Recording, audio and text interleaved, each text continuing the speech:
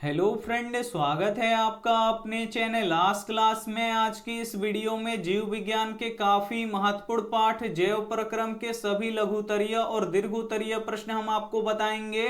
जितना भी हम आपको लघुत्तरीय और दीर्घोत्तरीय प्रश्न बताएंगे ये आपके बोर्ड परीक्षा के लिए काफी महत्वपूर्ण रहेगा। तो एक भी प्रश्न आप लोग स्किप मत कीजिएगा, वीडियो को प्लीज आप लोग शुरू से लेके अंत तक देखिएगा। और इसमें से जो भी प्रश्न आपको याद ना हो तो प्लीज आप लोग उसे नोटबुक पे लिख के जरूर याद कर लीजिएगा। चैनल को अभी तक आप सब्सक्राइब नहीं किए हैं तो चैनल को सब्सक्राइब कर लीजिएगा। और सब्सक्राइब करने के बाद एक बेल आइकन आता है तो बेल आइकन को दबा के ऑल पे कर लीजिएगा, ताकि जब भी लाइव क्लास हो तो आपके पास नोटिफिकेशन पहुंचता रहे। तो आइए शुरू करते हैं पहले नंबर प्रश्न से।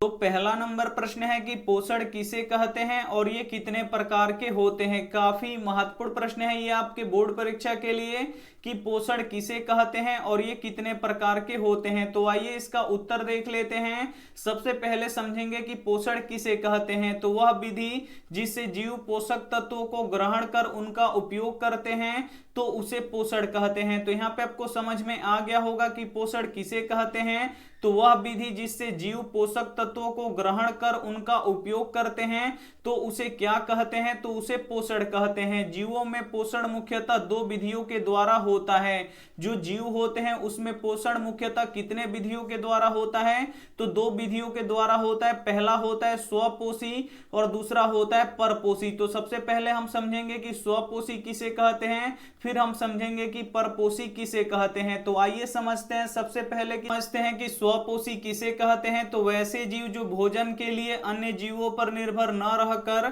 अपना भोजन स्वयं बनाते हैं तो उसे स्वपोषी कहते हैं। तो यहाँ पे अब आपको समझ में आ गया होगा कि स्वपोषी किसे कहते हैं। तो वैसे जीव जो भोजन के लिए अन्य जीवों पर निर्भर न रहकर अपना भोजन स्वयं बनाते हैं यानी खुद से बनाते हैं तो उसे क्या कहते हैं, तो उसे स्वपोषी कहते हैं। जैसे यहाँ पे देख लीजिए हरे पेड़ पौधे, जो हरे पेड़ पौधे होते हैं ये प्रकाश संश्लेषण की क्रिया के द्वारा ये अपना भोजन स्वयं बनाते हैं यानी खुद से बनाते हैं, इसीलिए जो हरे पेड़ पौधे होते हैं वो स्वपोषी कहलाते हैं। तो यहाँ पे आपको काफी अच्छी तरीके से समझ में आ गया होगा कि स्वपोषी किसे कहते हैं। आइए अब समझते हैं कि परपोषी किसे कहते हैं। तो वैसे जीव जो अपना भोजन स्वयं न बनाकर दूसरे जीवों पर आश्रित रहते हैं तो उसे परपोषी कहते हैं। तो यहाँ पे अब आपको समझ में आ गया होगा कि परपोषी किसे कहते हैं। तो वैसे जीव जो अपना भोजन स्वयं न बनाकर हमेशा ये दूसरे जीवों पर आश्रित रहेंगे यानी निर्भर रहेंगे तो उसे क्या कहते हैं, तो उसे परपोषी कहते हैं। जैसे यहाँ पे देख लीजिए हिरण, बाघ आदि। तो यहाँ पे आपको समझ में आ गया होगा कि स्वपोषी किसे कहते हैं, परपोषी किसे कहते हैं। अगर वीडियो समझ में आ रहा है तो वीडियो को आप लोग लाइक कर दीजिएगा और वीडियो को प्लीज आप लोग शुरू से लेके अंत तक देखिएगा।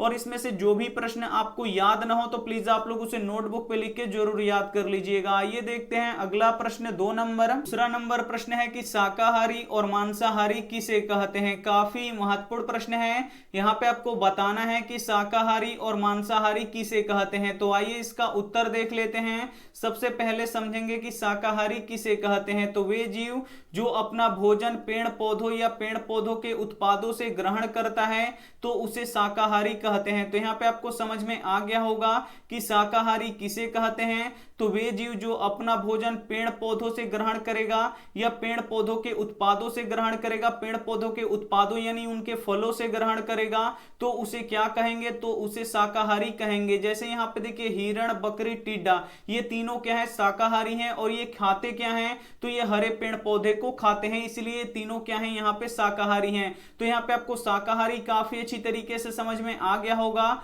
आइए समझते हैं कि मांसाहारी किसे कहते हैं। तो वे जीव जो अपना भोजन दूसरे जीवों के मांस से प्राप्त करता है तो उसे मांसाहारी कहते हैं। तो यहाँ पे आपको समझ में आ गया होगा कि मांसाहारी किसे कहते हैं। तो वे जीव जो अपना भोजन दूसरे जीवों के मांस से प्राप्त करता है तो उसे मांसाहारी कहते हैं। जैसे यहाँ पे देखिए शेर, बाघ, सर्प आदि ये तीनों क्या है, मांसाहारी हैं और ये खाएंगे क्या, तो हमेशा मांस ही खाएंगे।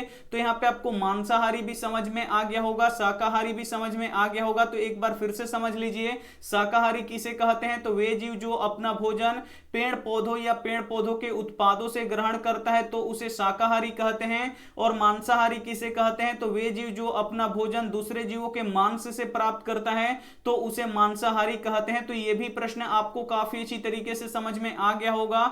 आइए देखते हैं अगला प्रश्न यहाँ पे 3 नंबर प्रश्न है कि हरे पेड़ पौधों को उत्पादक क्यों कहते हैं? काफी महत्वपूर्ण प्रश्न है ये आपके बोर्ड परीक्षा के लिए।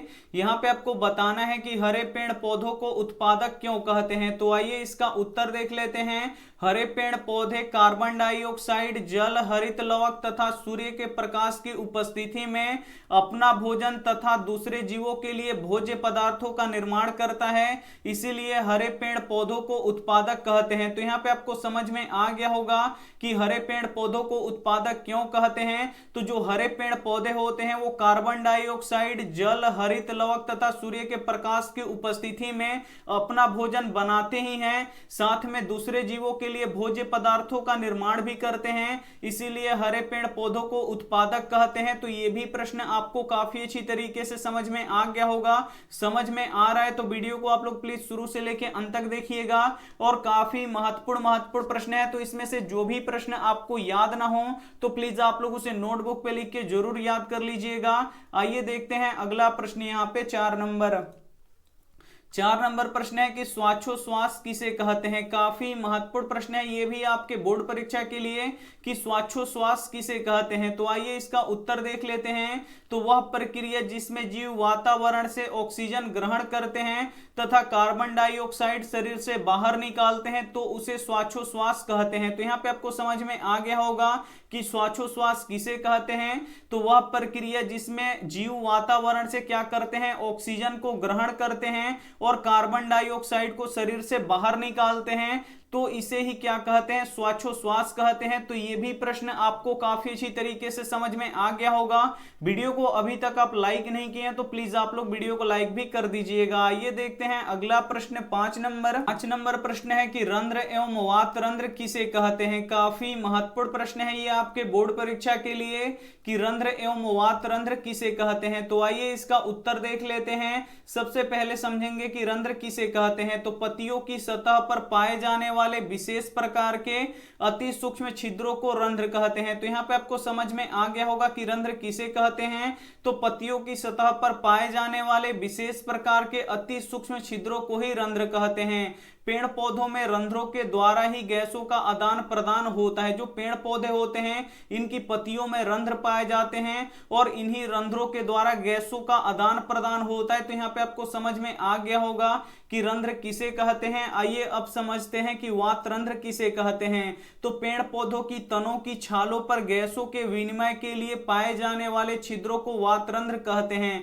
तो यहाँ पे आपको समझ में आ गया होगा कि वातरंध्र किसे कहते हैं। तो पेड़ पौधों की तनों की छालों पर गैसों के विनिमय के लिए जो छिद्र पाया जाता है उसे वातरंध्र कहते हैं। जो रंध्र होते हैं ये पत्तियों में पाए जाते हैं, लेकिन जो वातरंध्र होते हैं ये छालों में पाए जाते हैं। तो ये आपको यहाँ पे याद रखना होगा। तो ये भी प्रश्न आपको काफी अच्छी तरीके से समझ में आ गया होगा कि रंध्र एवं वातरंध्र किसे कहते हैं। आइए देखते हैं अब अगला प्रश्न 6 नंबर प्रश्न है कि प्रकाश संश्लेषण किसे कहते हैं। काफी महत्वपूर्ण प्रश्न है ये आपके बोर्ड परीक्षा के लिए कि प्रकाश संश्लेषण किसे कहते हैं। तो आइए इसका उत्तर देख लेते हैं। हरे पेड़ पौधे सूर्य की प्रकाश की उपस्थिति में वायुमंडल से कार्बन डाइऑक्साइड, जमीन से खनिज लवण तथा जल तथा हरित लवक की उपस्थिति में पेड़ पौधे अपना भोजन तैयार करते हैं, तो इसे ही प्रकाश संश्लेषण कहते हैं। तो यहाँ पे आपको समझ में आ गया होगा कि प्रकाश संश्लेषण किसे कहते हैं। तो हरे पेड़ पौधे सूर्य की प्रकाश की उपस्थिति में वायुमंडल से कार्बन डाइऑक्साइड लेते हैं और जमीन से खनिज लवण तथा जल लेते हैं और हरित लवक की उपस्थिति में ये अपना भोजन तैयार करते हैं, और इसी प्रक्रिया को ही क्या कहा जाता है? प्रकाश संश्लेषण कहा जाता है। तो ये भी प्रश्न आपको काफी अच्छी तरीके से समझ में आ गया होगा। समझ में आ गया है तो प्लीज आप लोग वीडियो को लाइक कर दीजिएगा। और ये सभी प्रश्न काफी महत्वपूर्ण है आपके बोर्ड परीक्षा के लिए, तो एक भी प्रश्न आप लोग स्किप मत कीजिएगा। वीडियो को प्लीज आप लोग शुरू से लेके अंत तक देखिएगा, और इसमें से जो भी प्रश्न आपको याद ना हो तो प्लीज आप लोग उसे नोटबुक पे लिख के जरूर याद कर लीजिएगा। आइए देखते हैं अगला प्रश्न 7 नंबर 7 नंबर प्रश्न है कि श्वसन और श्वासोच्छ्वास में अंतर लिखे। काफी महत्वपूर्ण प्रश्न है ये आपके बोर्ड परीक्षा के लिए। यहाँ पे आपको श्वसन और श्वासोच्छ्वास में अंतर लिखना है। तो एक बगल आप लोग श्वसन लिखिएगा और दूसरे बगल आप लोग श्वासोच्छ्वास लिखिएगा और एक एक करके अंतर स्पष्ट कर दीजिएगा। तो आइए देखते हैं पहला अंतर। श्वसन एक जैव रासायनिक क्रिया है। जो श्वसन है ये एक जैव रासायनिक क्रिया है और इसमें देख लीजिए यह एक भौतिक क्रिया है। इस क्रिया में गैसों का आदान प्रदान होता है। तो ये हो गया पहला अंतर। आइए देखते हैं दूसरा अंतर। इस क्रिया में ऊर्जा का उत्पादन होता है जो एटीपी के रूप में संचित हो जाता है। जो श्वसन की क्रिया होता है इसमें ऊर्जा का उत्पादन होता है और जो ऊर्जा बचता है वो एटीपी के रूप में संचित हो जाता है। और इसमें देख लीजिए इस क्रिया में ऊर्जा का उत्पादन नहीं होता है। जो श्वासोच्छ्वास की क्रिया होता है इसमें ऊर्जा का उत्पादन नहीं होता है। तो ये हो गया दूसरा अंतर। आइए देखते हैं तीसरा अंतर। श्वसन की क्रिया कोशिका के अंदर होता है। जो श्वसन की क्रिया होता है ये कोशिका के अंदर होता है। आइए अब इसमें देख लेते हैं यह क्रिया कोशिका के बाहर होता है। जो श्वासोच्छ्वास की क्रिया होता है ये कोशिका के बाहर होता है। तो ये हो गया तीसरा अंतर। चौथा अंतर देख लीजिए इस क्रिया में एंजाइमों की आवश्यकता होती है। जो श्वसन की क्रिया होती है इसमें एंजाइमों की आवश्यकता होती है और इसमें देख लीजिए इस क्रिया में एंजाइमों की आवश्यकता नहीं होती है। जो श्वासोच्छ्वास की क्रिया होती है इसमें एंजाइमों की आवश्यकता नहीं होती है। पांचवा अंतर देख लीजिए श्वसन की क्रिया सभी जीवधारियों में होता है। जो श्वसन की क्रिया होता है ये सभी जीवधारियों में होता है। लेकिन यहाँ पे पांचवा देख लीजिए श्वासोच्छ्वास की क्रिया केवल उच्च जंतुओं में होता है। जो श्वासोच्छ्वास होता है ये केवल उच्च जंतुओं में होता है। तो यहाँ पे आपको समझ में आ गया होगा कि श्वसन और श्वासोच्छ्वास में क्या अंतर है। तो एक बार फिर से समझ लीजिए। यहाँ पे पहला अंतर देख लीजिए श्वसन एक जैव रासायनिक क्रिया है लेकिन जो श्वासोच्छ्वास है ये एक भौतिक क्रिया है और इस क्रिया में गैसों का आदान प्रदान होता है। और दूसरा अंतर यहाँ पे देख लीजिए इस क्रिया में ऊर्जा का उत्पादन होता है जो एटीपी के रूप में संचित हो जाता है। लेकिन श्वासोच्छ्वास की क्रिया में ऊर्जा का उत्पादन नहीं होता है। तीसरा अंतर देख लीजिए श्वसन की क्रिया कोशिका के अंदर होता है। जो श्वसन की क्रिया होता है ये हमेशा कोशिका के अंदर होता है लेकिन जो श्वासोच्छ्वास की यहाँ पे क्रिया होता है वो कोशिका के हमेशा बाहर होता है। चौथा अंतर देख लीजिए इस क्रिया में एंजाइमों की आवश्यकता होती है। जो श्वसन की क्रिया होती है इसमें एंजाइमों की आवश्यकता होती है लेकिन जो श्वासोच्छ्वास की क्रिया होती है उसमें एंजाइम की आवश्यकता नहीं होती है। और पांचवा अंतर देख लीजिए श्वसन की क्रिया में सभी जीवधारियों में होता है। जो श्वसन की क्रिया होता है ये सभी जीवधारियों में होता है लेकिन जो श्वासोच्छ्वास की क्रिया होती है ये केवल उच्च जंतुओं में होता है। तो ये भी प्रश्न आपको काफी अच्छी तरीके से समझ में आ गया होगा। आइए देखते हैं अंतिम प्रश्न यहाँ पे 8 नंबर प्रश्न है कि जाइलम तथा फ्लोएम में अंतर लिखे। काफी महत्वपूर्ण प्रश्न है ये आपके बोर्ड परीक्षा के लिए कि जाइलम तथा फ्लोएम में अंतर लिखे। तो आइए इसका उत्तर देख लेते हैं। एक बगल आप लोग लिखिएगा जाइलम और दूसरे बगल आप लोग लिखिएगा फ्लोएम और एक एक करके अंतर स्पष्ट कर दीजिएगा। तो आइए देखते हैं पहला अंतर। जाइलम निर्जीव उत्तक है। जो जाइलम है ये एक निर्जीव उत्तक है और इसमें देख लीजिए फ्लोएम सजीव उत्तक है। तो ये हो गया पहला अंतर। आइए देखते हैं अब दूसरा अंतर। यह जल तथा खनिज लवणों को पत्तियों तक पहुंचाता है। जो जाइलम है ये क्या करता है कि जल तथा खनिज लवणों को पत्तियों तक पहुंचाता है और इसमें देख लीजिए यह पत्तियों द्वारा तैयार भोज्य पदार्थों को पौधों के सभी भागों तक पहुंचाता है। जो फ्लोएम होता है ये पत्तियों के द्वारा जो तैयार भोजन होता है ये क्या करता है इस भोजन को पौधों के सभी भागों तक पहुंचाता है। तो ये हो गया दूसरा अंतर। आइए देखते हैं तीसरा अंतर। जाइलम नीचे से ऊपर के तरफ गति करता है। जो जाइलम होता है ये हमेशा नीचे से ऊपर के तरफ में गति करता है और जो फ्लोएम होता है ये ऊपर से नीचे के तरफ में गति करता है। जो फ्लोएम होता है ये ऊपर से नीचे के तरफ में गति करता है और जो जाइलम होता है वो नीचे से ऊपर की तरफ में गति करता है। तो यहाँ पे जाइलम और फ्लोएम में अंतर हम आपको बता चुके हैं। एक बार फिर से आप लोग समझ लीजिए कि जाइलम निर्जीव उत्तक है। जो जाइलम होता है ये एक निर्जीव उत्तक होता है लेकिन जो फ्लोएम होता है ये एक सजीव उत्तक होता है। दूसरा अंतर देख लीजिए ये जल तथा खनिज लवणों को पत्तियों तक पहुंचाता है और जो फ्लोएम होता है ये पत्तियों द्वारा तैयार भोज्य पदार्थों को पौधों के सभी भागों तक पहुंचाता है। तीसरा अंतर देख लीजिए जाइलम नीचे से ऊपर की तरफ में गति करता है और जो फ्लोएम होता है वो ऊपर से नीचे के तरफ में गति करता करता है। तो ये भी प्रश्न आपको काफी अच्छी तरीके से समझ में आ गया होगा। समझ में आ गया है तो वीडियो को प्लीज आप लोग लाइक कीजिएगा, अपने दोस्तों के पास इस वीडियो को जरूर शेयर कीजिएगा। चैनल को अभी तक आप सब्सक्राइब नहीं किए हैं तो चैनल को सब्सक्राइब करके साथ में बेल आइकन को ऑल पे दबा लीजिएगा, ताकि जब भी लाइव क्लास हो तो आपके पास नोटिफिकेशन पहुंचता रहे।